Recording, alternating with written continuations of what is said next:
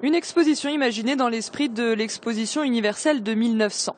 Solution COP21 au Grand Palais mobilise près de 500 acteurs, dont un tiers d'associations, un tiers de collectivités ou institutions et un tiers d'entreprises. Son ambition, convaincre le grand public de l'intérêt d'une société post-carbone et présenter des solutions concrètes.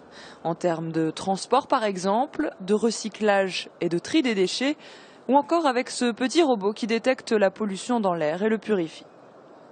Le but, c'est de présenter aux Parisiens et à tout le grand public qui est à Paris ou qui regarde ce qui se passe ici sur Internet, de présenter des innovations et des solutions pour le climat.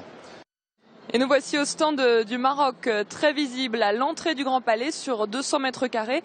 Les visiteurs peuvent y découvrir les initiatives du Maroc pour le développement durable dans les domaines de l'énergie, du tourisme durable ou encore de préservation du patrimoine, mais aussi d'événements sportifs comme ici où on présente des événements sportifs éco-responsables comme le rallye Aïcha des Gazelles ou le marathon des sables.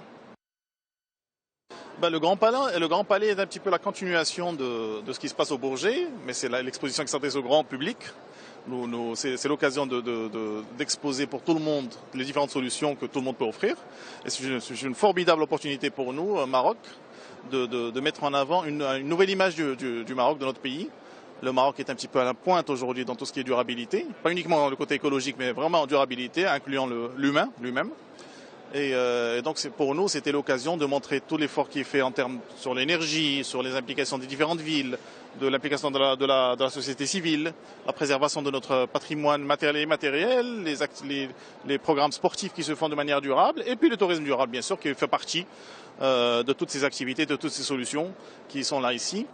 Une présence d'autant plus importante pour le Maroc qui se prépare à accueillir l'année prochaine la COP22 à Marrakech. Et le Maroc a cet espace absolument magnifique à montrer qu'il avait compris que la COP 22 sera une COP de mise en action, peut-être moins politique celle de Paris, mais plus concrète, plus opérationnelle, et en plus porteur de tout le symbole d'une Afrique qui est en train de se transformer, qui est en train de bouger, qui est en train de se développer, et dans une responsabilité climatique. Il y a beaucoup à faire, tout n'est pas gagné, mais je crois que ce message du Maroc est très enthousiasmant. 50 000 visiteurs sont attendus sur les 7 jours d'exposition qui prendra fin ce soir à la veille de la clôture de la COP 21.